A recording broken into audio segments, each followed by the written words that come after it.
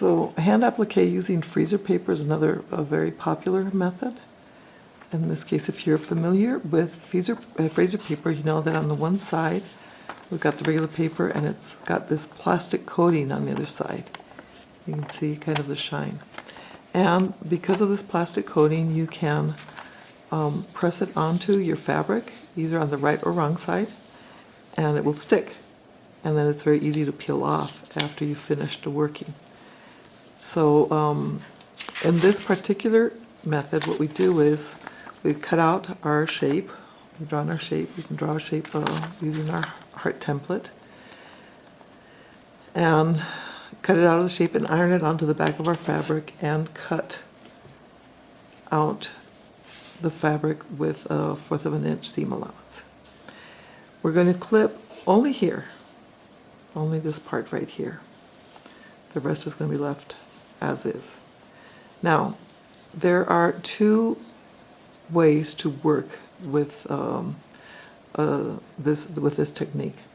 Probably the most popular one that I have seen is using some fabric starch. So what you do is you just pour a little at a time because it evaporates into a thing, and to a little cup. And with a brush, what you do is brush along the side, and then using a hot iron, you iron this down. Okay? And you do this along the whole edge. Okay? And I think that I've seen several tutorials out there using this method. If it works for you, that's really, really, really great. The reason why I think people like this is, from what I have heard, is because they feel that this is a really faster method. However, I have timed myself using this method and the method that I'm going to show you, and I've actually found that I am faster by basting the sides down as compared to doing this. Also because I think I have a really hard time not burning my fingers, and I've just found it a lot harder to do this than to simply baste the edges down. You can try both ways. I know that a lot of people like this way. I have not seen any advantage to it time-wise, and for me it's just simply been easier to baste the seam allowances down as opposed to using the starch method. So that is what I'm going to show you here. Okay, so I've started to baste this piece down. Okay, and I'm going to show you how I work this point. Normally, I mean, a lot of people will do this, but you end up with kind of a thick layer here. So what I like to do is fold this point down and then bring each side down, and it creates kind of a miter. See? And it gives me a really nice sharp point. And so I will go ahead and hold that in place.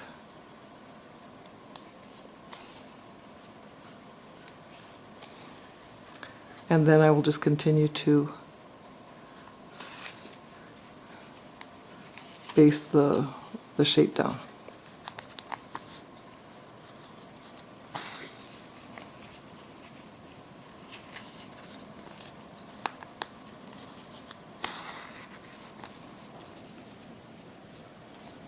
Okay, when we come to the curves, what I find is that what really helps here is I kind of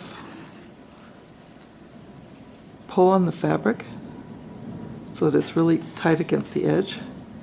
And sometimes what I'll do is I'll help myself with my needle.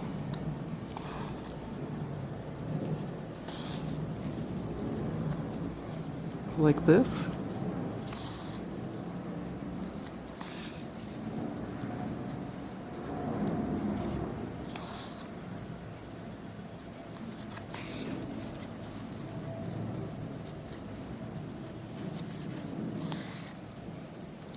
I like this method because I'm kind of a perfectionist, and so I like for my shapes to be as perfect as possible.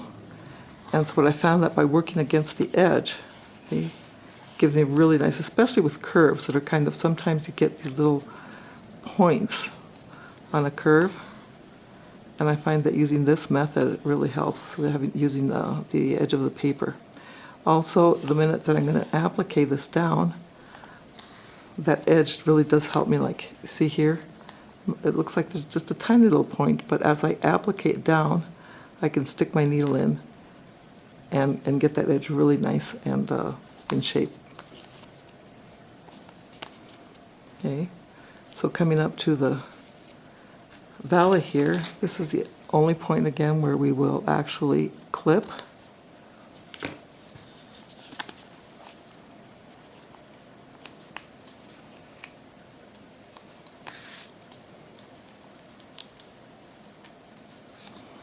I also like this method because I found that I can use it really well for odd shapes. And I tend to do a lot of really small pieces that I find are difficult to work on with other methods. And so this is the reason why I like this one.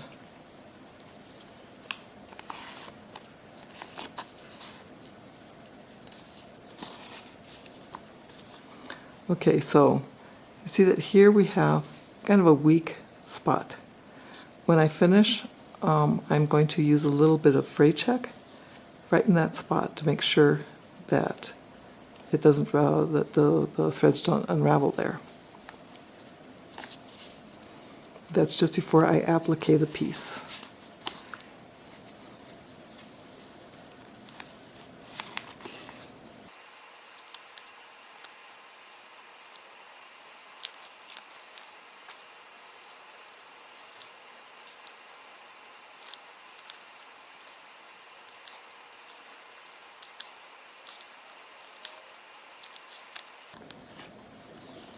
Okay, there we go. I should have noted also that when I started basting, I put my knot on the top side. I don't want that one to get stuck underneath the shape because I'm going to be able, I want to pull out that basting thread when I'm finished appliquing the piece. And so here I'll just take a little stitch to hold this in. Try this off. I'm ready to applique my heart down. First I've got to decide how to hold it in place while I'm stitching. So, and a lot of applique methods, I mean, we've got these little pins, applique pins, which in theory we should be able to use here too, but since they're so short and you're going through so many layers, kind of could work, but it's kind of hard to handle. And if we go with bigger pins,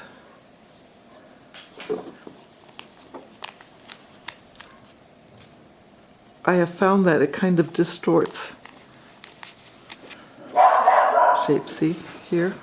It's hard to get the shape to lie flat as well as the background fabric to lie flat. So another possibility is to use some fabric glue, but you don't want to use the glue on the paper. You want to, what you would want to do is simply dab, if at all possible, on the fabric between the stitches. You don't want to glue the stitches down either. Okay, but then I found that that is kind of hard. I've got a tip here that I like to share. It's kind of completely unconventional. I learned this from a very, very impatient student. Okay. And her choice was a stapler. And believe it or not, it actually works pretty well.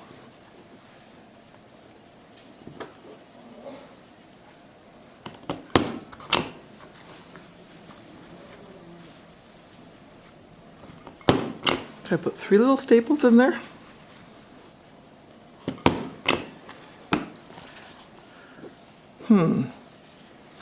It's kind of low.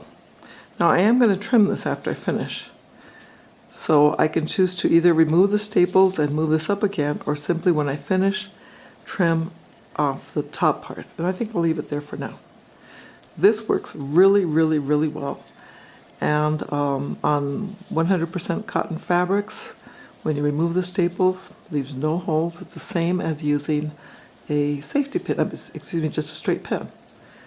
So there's a kind of interesting tip for you. Okay, so I'm going to stitch this down using an invisible stitch.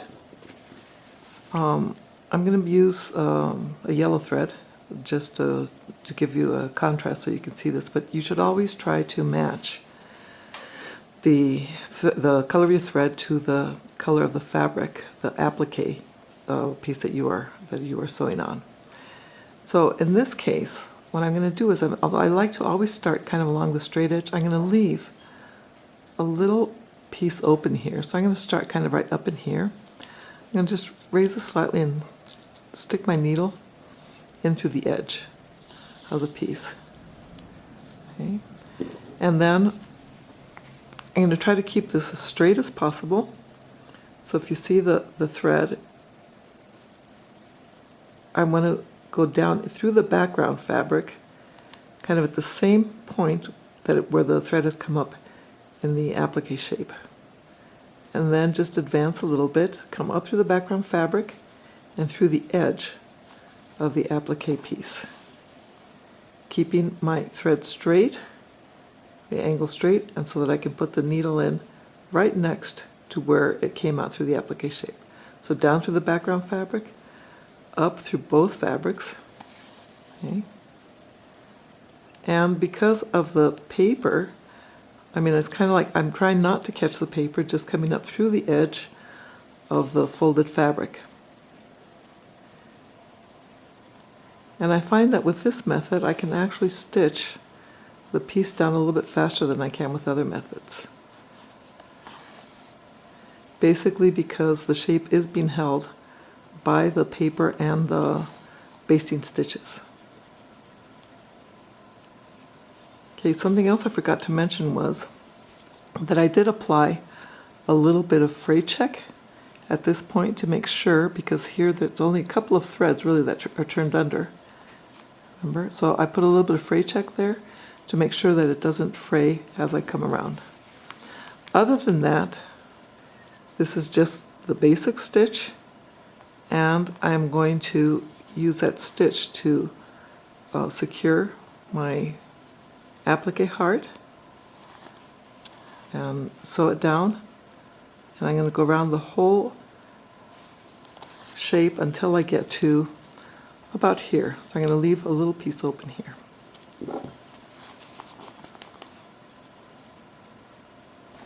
Okay, so I finished appliquing all the way around, and I've left a space open here. Now I've got to make a choice. Well, the first thing is I'm going to remove those staples.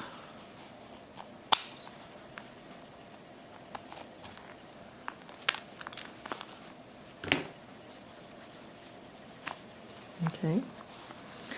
And then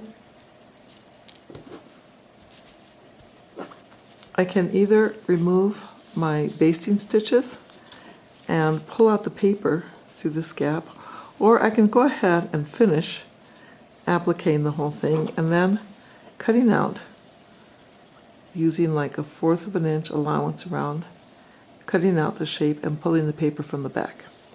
Now this again is a thing of personal choice, because there's different schools of thought about how much fabric you want to have behind your applique piece. A lot of people do cut out the background fabric, others do not. A lot of it also depends on the kind of quilting that you're going to do in a project. If you're going to be quilting on top of the applique shape, you might want to reduce the amount of fabric in that way, reduce the bulk. But in this case, what I'm going to do is I'm going to remove all of my basting stitches.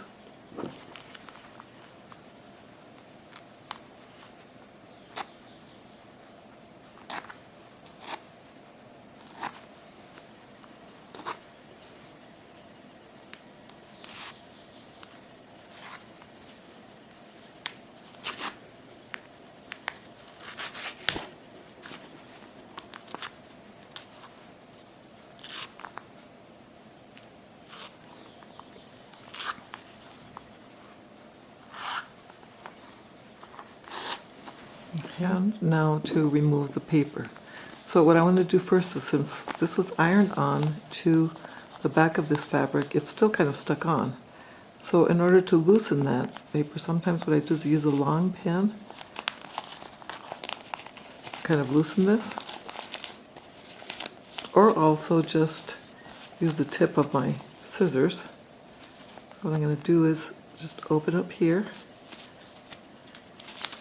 and stick my scissors between the paper and the fabric and loosen that. Okay, and then carefully remove the paper through the opening here. Now sometimes you can hear that sometimes a couple of stitches are caught on the paper, but it's right along the edge, so don't worry about that. Just very gently remove the paper. You don't want to break it, because the benefit of this paper is that you can actually use these templates time and time again. So if you're using the same shape, you do want to save the paper template to reuse.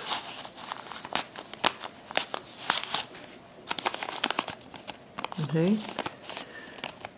So and you see the edges have not been broken. You can reuse this template actually 6-7 times. I've reused them until the paper has actually started to tear.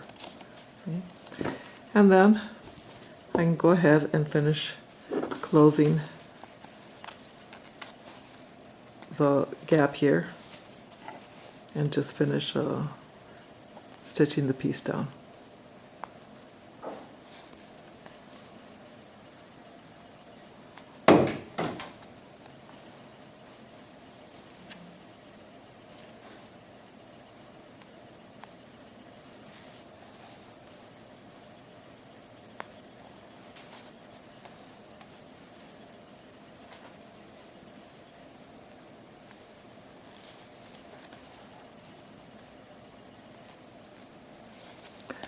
So, as I said initially, a lot of people don't, they prefer using the starch method because they feel it goes faster. I just feel that by basting the template onto the back of the fabric, that it really helps me to keep the shape well. So, go back here. Okay, and there's my finished shape. I hope you've enjoyed this.